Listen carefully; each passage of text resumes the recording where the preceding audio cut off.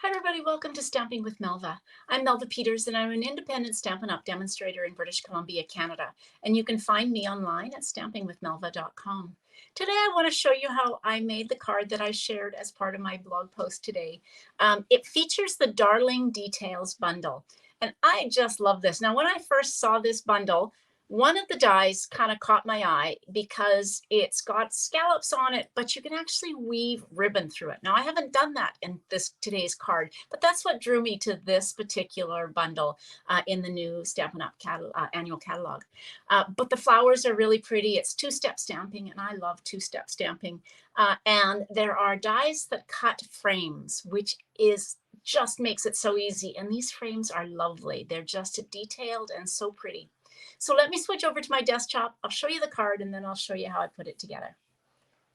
All right, so first of all, here's the card that I shared today. It is I've used thick basic white cardstock for the back, berry burst for this frame, and then the flowers and the ribbon and these sprigs are in bubble bath. I always want to call it bubble gum, and I know that's wrong. I've also used Lost Lagoon, which I need to grab, for the leaves, and then some pretty little sequins on it. And I've just put just a note.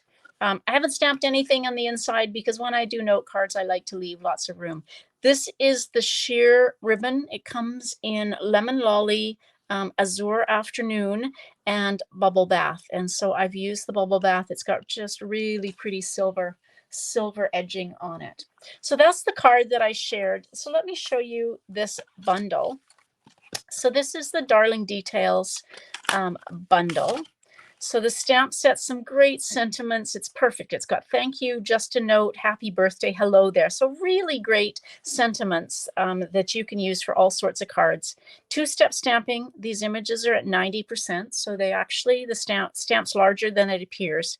The background and then the outline, the leaves. And there's actually 3 for the leaves I've used because you can use the crisscrosses to make the veins. And then some little sprigs that you can stamp. Now, the dies that come with this, there are 2 different dies that you can create frames with. So these cut out frames. So I've used this larger one. I will suggest you run this through maybe 2 or 3 times when you run it through your Stampin' Cut and Emboss machine. It has all sorts of little holes in it around each of these flowers, and if you don't do that, it seems to take forever to actually punch these out. So 2 different sizes of frames, which is really nice. Some extra ones to do leaves if you want, but also the ones to cut out. I've used this sprig one. I love to put details behind mine using sprigs.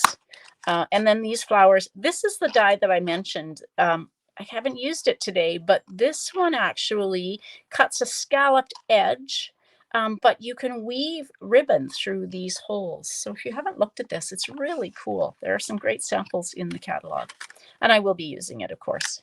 Okay, so that's the dies and the stamp set. So that's available at 10% off as a bundle. So let me bring in my supplies. Just grab them here. Get my Lost Lagoon ink. All right.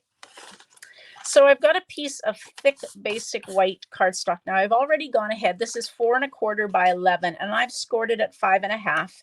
And as always, I fold into the mountain. So I've got a bunch of this pre-cut out. So fold into the mountain and give it a good crease with your bone folder. Then I took a piece of berry burst cardstock, and I'm going to trim this a little bit. I've got it really close. It's got stitching, so I've got it really close to the stitched edge on one end and then not around it. So I'm just going to take and just gently trim a little bit off so it's a little closer to the stitching. Not cutting off the stitching, so I'm just cutting little slivers of cardstock off. Now I'm going to take that and start from the middle. There we go.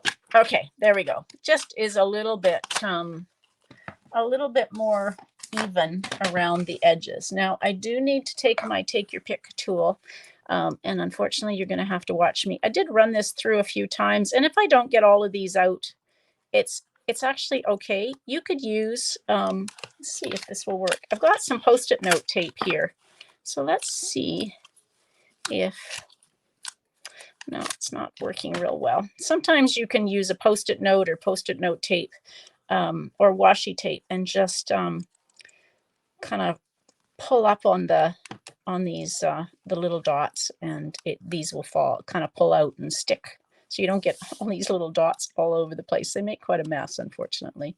But I said run this through a few times on your Stampin' Cut and Emboss when you cut this die out, and you will find that these come out really easily, and you don't have to do much work to get them out. In fact, some of them will just kind of fall out on when you're die cutting. I think I ran it through a couple of times when I did that. So I think I cut, I'm trying to remember, I think I did like 3 3/4 by 5 for this piece. But as I said, if you don't get it kind of even when you're trimming, cutting it, you do need to trim it. It was kind of bothering me that I had wider edges around the stitching on one end and around the sides. So if you don't get your cardstock or your die kind of even on your piece when you cut it, you will find. Now I'm going to use this and pick up as many of these little dots as I can. They do get all over the place. There we go. All right, so we've got our frame. Now I just use glue dots to adhere this. So I'm just going to take my glue dots and I'm going to put one glue dot right in each of the 4 corners. It doesn't show. There is enough kind of real estate with the cardstock in the corners so that your glue dot will not show.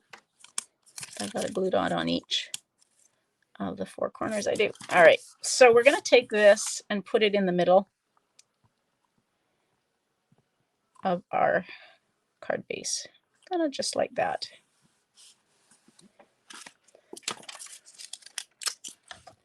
The next thing we're going to do is we're going to take Berry Burst and we're going to stamp the sentiment in Berry Burst. Now, one thing about these is your photopolymers. So I sometimes find that the photopolymer stamps kind of will bend and twist, and yet they're not straight. So I just kind of take and plop it on my grid paper, and then I pick it up using my clear block, and that way it allows it just to kind of take the shape it wants to take, and you will find that it, I think, stamps much nicer and straighter than if you try to put it on and it doesn't, you don't get it very straight. Now the next thing we want to do is, I've already gone ahead and got some of my things cut. So I've got one flower cut and stamped and cut out, so you don't have to see me. Now these are the leaves. I stamped the solid part in Lost Lagoon, then I stamped over it with the vein, and then I stamped the outline, and then I cut it out. You don't have to do all of that, but I just really like the look of the veining on them. So I'm going to, oh, not that, I'm going to stamp my solid part, my solid flower, in Bubble Bath like that, and then we will take and stamp the outline. And I have a feeling that I actually stamped off on my other card because it is very light, so I'm going to do that. It's very light, yeah. I was trying to go for a much lighter than what I got with the solid. Okay, so stamp off, and then you can take and stamp over it with your outline. Isn't that a pretty flower? All right, so we just need to take and cut this. I've got the die here. If I can pick it up, there we go. And I use Post-it note tape. I get it off of Amazon. Unfortunately, we don't have anything, but you could use a Post-it note or washi tape to hold your die onto your cardstock. And then we will just bring in our lovely boho blue Stampin' Cut and Emboss machine. And run that through. I will save that other one for another card. Just when you've got extra pieces, I'll cut that out in just a minute. When you've got extra pieces that are die cuts that you decide not to use, sometimes I cut more than I need, or I cut something or do something by mistake, just put them into your stamp case and save them for later. All right, so I've got my 2 flowers. We're going to use dimensionals. So let's put maybe 3 dimensionals on the back. And before I do that, I want to put some of this. This is the sheer ribbon. So I'm just going to take a little bit of Stampin' Seal, and I just kind of run that up. It's going to be hidden, so I'm going to take it, and I'm just going to take and run this up and down on itself 3 times. So you've got this, and cut that off at an angle like that. So this is really pretty ribbon. Like I said, it comes in Bubble Bath with the silver edging, as well as the Lemon Lolly and Azure Afternoon. It's just really pretty. Okay, so now I'm going to take and put my flowers on. Oops, not upside down, like that. And then I like to just use glue dots to stick. So I'm going to just take and put my sprigs that I cut. So I cut 2 sprigs out of Bubble Bath, and then I cut 2 leaves using, well, I stamped them using Lost Lagoon. My brain kind of lost my brain there for a minute. Okay, so let's just take, and we're going to put these sprigs, actually some of them, we're going to put this flower here. Just tuck it underneath a little bit, want it to show, and then we'll just take and put that. And I've got them really free floating. If you want to put more, you could use adhesive sheets to adhere these, and then they would be down solid. But I actually like the look of leaves when they're free floating. So we're just going to take and put that in like that in behind. There we go.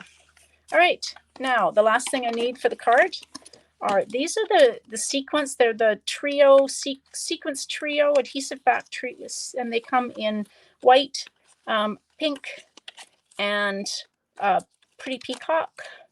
So I'm going to use the pink ones. They're not Bubble Bath. They're kind of in between Bubble Bath and Berry Burst, but they go nicely with the card.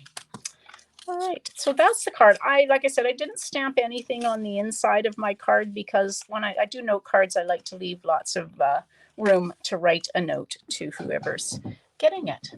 So there you go. That was the card that I shared in my blog hop today. If you have any questions or missed any of the measurements, one, it's on the blog, so you can always hop over to the blog from this video.